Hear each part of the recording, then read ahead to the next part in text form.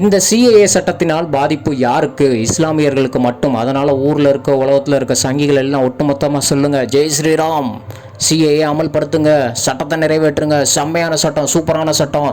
இதுக்கு வந்து எக்ஸ்ப்ளனேஷன் கொடுக்குறதுக்கு தமிழ்நாட்டில் ஒரு நம்ம பிஜேபியோட லீடர் ஒருத்தர் அண்ணாமலை, அவர் வந்து எல்லாம் படித்து எல்லாத்தையும் மொத்தமாக படித்து பயங்கரமாக பதில் சொல்கிற மாதிரி ஒரு பயங்கர தத்துவத்தெல்லாம் வந்து பேசிட்டு போயிருப்பார். ஆனால் இதில் யோசிக்காத ஒரு விஷயம் நடக்க போகுது. என்ன விஷயன்றதை எல்லாம் யோசிச்சிங்களா?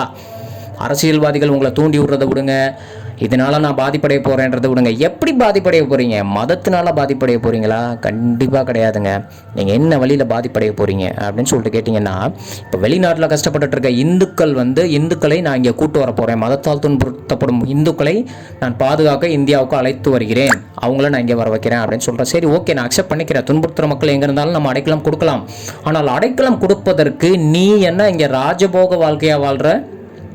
மக்கள் எல்லாமே ராஜாவாக வாழ்கிறாங்க, எல்லாம் செல்வ பெருந்தகைகளாக இருக்காங்க, செல்வ செழிப்பில் பயங்கரமாக இருக்கிறாங்களா? எதுவுமே கிடையாது.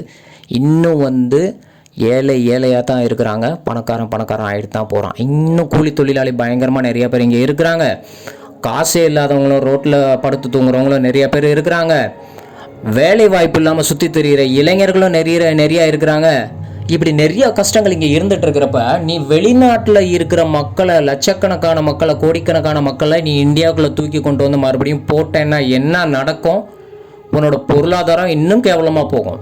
கோடிக்கணக்கான மக்கள் அப்ளை பண்ணி நான் இங்கே இந்த ஊருக்குள்ளே வந்துட்டேன். அவங்கள பொறுத்த வரைக்கும் என்ன, அவங்க வந்து உண்மையிலேயே அங்கே ஒரு கஷ்டப்பட்ட எப்படிப்பட்ட மக்கள் வருவாங்க அதை சொல்லுங்கள் நீங்கள் முதல்ல.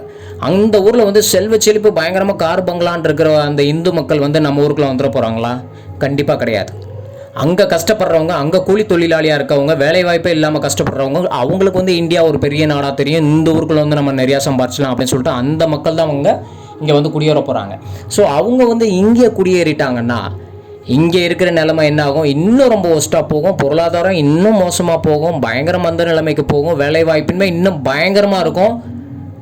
கூலி தொழிலாளிகளோட எண்ணிக்கை இன்னும் பயங்கரமாக போகும். வேலை இல்லாமல் ரோட்டில் சுற்றுறவங்களோட இளைஞர்களோட எண்ணிக்கை வந்து இன்னும் அதிகமாக தான் போகும். கோடிக்கணக்கில் இம்ப்ரூவ் ஆகிட்டு தான் போகும். ஒன்றுமே இல்லாமல் வந்து இங்கே வந்து சம்பாதிச்சிருவேன்னு வர்ற மக்கள்கிட்ட நம்ம என்னத்தை எதிர்பார்க்க முடியும்? ஒன்றுமே இருக்காது. ஸோ இதுக்கு பதில் கேளுங்க.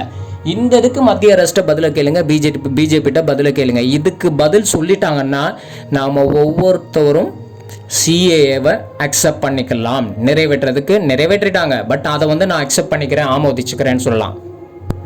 இதை விடுத்து வேற எந்த வகையிலையும் கேள்வி கேட்காதீங்க. மத ரீதியாவோ அரசியல்வாதிகள் தூண்டி விடுறதுனாலே அந்த மாதிரி எந்த கேள்வியும் கேட்காம இந்த கேள்விக்கு பதில் கிடைத்தால் நானும் ஏற்றுக்கொள்கிறேன் உன்னுடைய